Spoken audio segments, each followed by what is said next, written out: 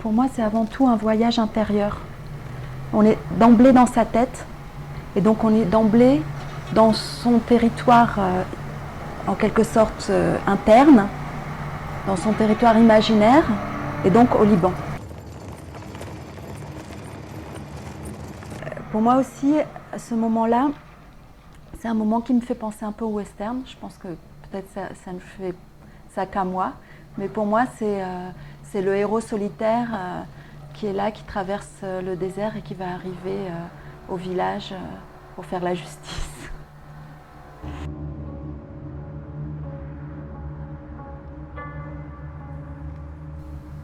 Rentrer chez soi, qu'est-ce que ça veut dire?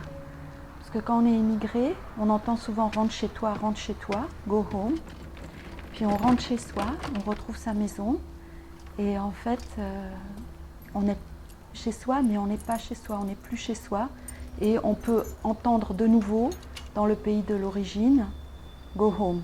Parce que pour les gens qui sont restés, l'immigré n'est plus forcément chez lui, dans son pays d'origine.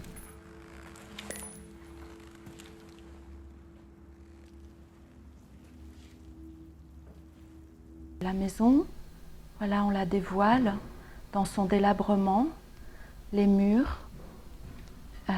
Là, dans le coin, il y avait un matelas et des photos de Playboy, puisqu'on se dit qu'un milicien solitaire, un sniper a vécu là.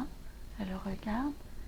Mais pour elle, en fait, et c'est pour ça, c'est un plan séquence où on est un peu désorienté dans l'espace, parce qu'elle réapparaît à un autre endroit. On croit qu'on est dans son regard, et en fait, elle rentre dans son regard à elle-même, en fait.